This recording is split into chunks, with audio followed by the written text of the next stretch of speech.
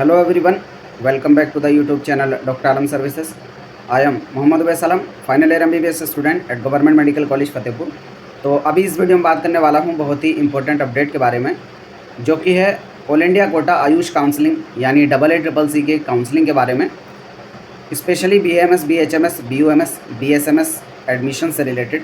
तो जो लोग भी आयुष कोर्सेज में एडमिशन लेना चाहते हैं और ऑल इंडिया कोटा काउंसलिंग करेंगे तो उनके लिए बहुत इंपॉर्टेंट अपडेट है ये कि जो पिछले साल की वेबसाइट थी उसको चेंज करके नई वेबसाइट इस साल बनाई गई है। और पिछले साल वाली अगर आप वेबसाइट को खोलेंगे तो वो खुल भी नहीं रही है प्रेजेंट पिछले 1-2 दिन से। ये न्यू वेबसाइट है जिसका नाम अगर देखेंगे ऊपर तो intra.AACC.gov.in, जब आप गूगल पर जाके टाइप करेंगे तो ये न्यू वेबसाइट है जहाँ पर आप पहुँच जाएंगे। ठीक है, और पहली जो वेबसाइट थी वो थी AACC वाली, आप गूगल पर जाकर टाइप करेंगे तो ये थी AACC.gov.in। लेकिन इसको अगर आप अभी ओपन करेंगे तो ये ओपन नहीं होगी, क्योंकि जो न्यू वेबसाइट है वो उसको डेवलप कर दिया गया है। तो आई थिंक जितने भी काउंसलिंग के अपडेट इस साल के रहने वाले हैं वो आपके रूल्स रेगुलेशन से रिलेटेड हो या कट ऑफ से रिलेटेड हो, वो सब जो न्यू वेबसाइट है नीचे की तरफ जब आप आएंगे intra.AACC उस पर आने वाले हैं। ठीक है, ये आपके सामने खुलेगी intra.AACC। इसमें UG PG को दोनों एक साथ ही है जैसे पहले भी था।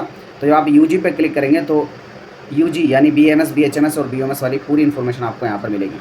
अभी के लिए जितना भी पिछले साल का कंटेंट था, एक नोटिफिकेशन, सारी चीज़ें यहाँ पर अपलोड कर दी गई हैं सेम वेबसाइट पे।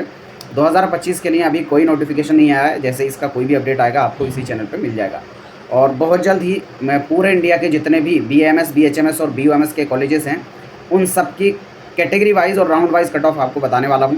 तो सब लोग चैनल के साथ जुड़ जाएं ताकि आपको हर एक अपडेट यहां पर मिले और जो लोग काउंसलिंग करने वाले हैं उनको अंदाज़ा लग जाए कि कौन सा कॉलेज उनको मिल सकता है। तो जितने भी ऑल इंडिया के अंदर कॉलेजेस पार्टिसिपेट करते हैं, गवर्नमेंट हो चाहे सेमी गवर्नमेंट हो या फिर डीम्ड हो, सबकी कट ऑफ को बहुत जल्द मैं लाने वाला हूँ। और पिछले साल की क्या कट ऑफ रही थी वो भी डिस्कस करेंगे। यही जो ऑफिशियल वेबसाइट है इसी पर आपको पूरा काउंसलिंग का प्रोसेस चलने वाला है, यहीं पर आपको रजिस्ट्रेशन करना होगा और यहीं पर सारे अपडेट आएंगे। अभी जो अपडेट्स हैं ये पिछले साल वाले हैं, तो जैसे ही कोई भी नोटिफिकेशन आएगा तो यहाँ पर न्यूज़ एंड इवेंट के सेक्शन में आपको देखने को मिलेगा इस साल के लिए। ठीक है, फिर यहाँ पर थोड़ा बात कर लेते हैं कि इस साल की जो काउंसलिंग है उसका रजिस्ट्रेशन कब से स्टार्ट होगा। तो जो all India quota MCC counselling है यानी MBBS BDS वाली, तो उससे 8 से 10 दिन बाद ही आयुष की काउंसलिंग स्टार्ट हो जाती है। तो एक्सपेक्टेड है कि MBBS BDS वाली जो काउंसलिंग है वो मिड जुलाई से लेकर लास्ट जुलाई तक स्टार्ट हो जाए, यानी 15 से लेकर 30 जुलाई तक एक्सपेक्टेड है कि वो स्टार्ट हो जाएगी। तो अगर 15 जुलाई तक MCC वाली स्टार्ट हो जाती है तो उससे अगले 10 दिन के अंदर अंदर ही यानी 25 जुलाई से लेकर आप मान सकते हैं कि all India quota Ayush counselling start हो सकती है अगले 10 अगस्त तक। तो ये एक रेंज है जहाँ पर एक्सपेक्टेड है कि काउंसलिंग स्टार्ट हो जाए 25 जुलाई से लेकर 10 अगस्त के बीच में आयुष काउंसलिंग के लिए, और उसी टाइम पर आपको रजिस्ट्रेशन करना होगा। और काउंसलिंग के अंदर आपके क्या क्या स्टेप होंगे और क्या प्रोसेस रहेगा काउंसलिंग का, कितना पैसा लगेगा, ये मैं आपको थोड़ा डिटेल में बता देता हूँ जो लोग भी काउंसलिंग करने वाले हैं। तो यहाँ पर पहले मैं नीट काउंसलिंग का पूरा लेआउट बता देता हूँ। देखो, टोटल 3 काउंसलिंग होती है नीट काउंसलिंग के अंदर। एक है MBBS BDS की काउंसलिंग जो सेपरेट होगी, और दूसरी है वेटनरी काउंसलिंग जो सेपरेट होगी, और तीसरी आयुष काउंसलिंग जो BAMS, BHMS, BUMS, BSMS और ITRA जामनगर के अंदर जो B फार्मा है आयुर्वेदिक वाला, उसकी भी काउंसलिंग इसी के थ्रू होगी। इसमें अब 2 काउंसलिंग आ जाती हैं, एक स्टेट कोटा होगा और एक ऑल इंडिया कोटा होगा। आयुष काउंसलिंग के अंदर ऑल इंडिया कोटा और स्टेट कोटा। तो ऑल इंडिया कोटा वाली जो काउंसलिंग है वो होगी AACCC काउंसलिंग वेबसाइट पे, जो अभी मैंने वेबसाइट दिखाई थी, जिसमें पूरे इंडिया के सभी गवर्नमेंट कॉलेजेस की 15% सीट्स पर एडमिशन होगा। और जितने भी डीम्ड कॉलेजेस हैं हर एक कोर्स के, उसमें 100% सीट्स पर एडमिशन AACCC के थ्रू होगा।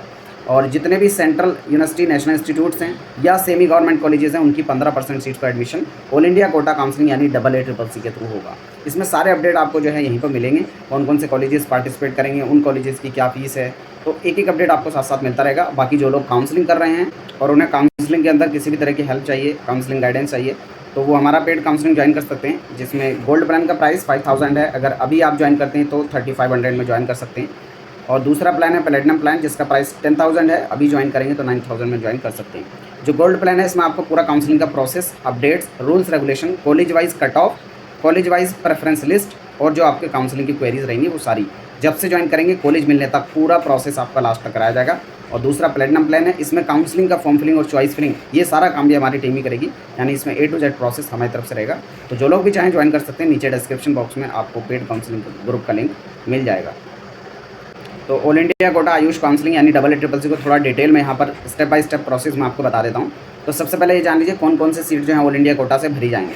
तो जितने भी गवर्नमेंट कॉलेजेस हैं, वो चाहे BAMS के हों, BSMS के हों, BHMS के हों, BUMS के हों, चाहे गवर्नमेंट हों, चाहे गवर्नमेंट एडेड हों, गवर्नमेंट एडेड यानी सेमी गवर्नमेंट, तो पूरे इंडिया के हर एक स्टेट के हर एक कॉलेज में जितनी भी गवर्नमेंट सेमी गवर्नमेंट कॉलेजेस हैं, उन सब की 15% सीट पर एडमिशन ऑल इंडिया कोटा के थ्रू होगा।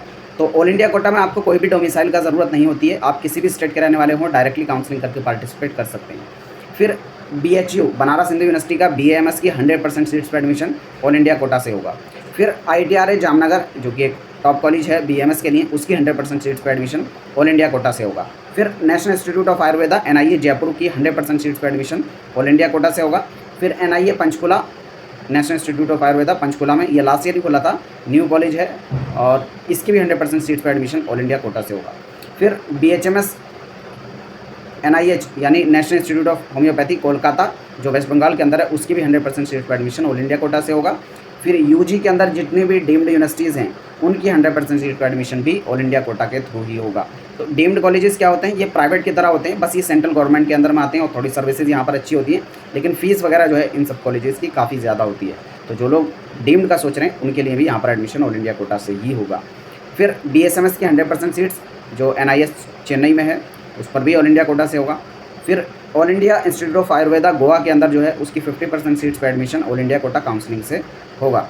फिर BUMS की बात की जाए तो अलीगढ़ मुस्लिम यूनिवर्सिटी AMU का BUMS, उसकी 50% सीट्स पर एडमिशन ऑल इंडिया कोटा से होगा। बाकी की जो बची हुई 50% सीट्स हैं, वो AMU के इंटरनल कैंडिडेट के लिए रिजर्व्ड है, एडमिशन उस पर भी काउंसलिंग से ही होगा, लेकिन उनको रजिस्ट्रेशन अपने जो AMU कंट्रोलर की वेबसाइट है, यानी अलीगढ़ मुस्लिम यूनिवर्सिटी की वेबसाइट है, उस पर भी रजिस्ट्रेशन करना होगा। फिर NIH शिलोंग, उसके अंदर BAMS और BHMS की 50% सीट्स पर एडमिशन ऑल इंडिया कोटा से होगा। फिर उसी तरीके से ऑल इंडिया कोटा सीट जो हैं B फार्मा की ITRA जामनगर के अंदर, उस पर भी पूरा एडमिशन जो है ऑल इंडिया कोटा काउंसलिंग से ही होगा। ये आयुर्वेदिक B फार्मा है जहाँ पर admission all India quota counselling से हो रहा है।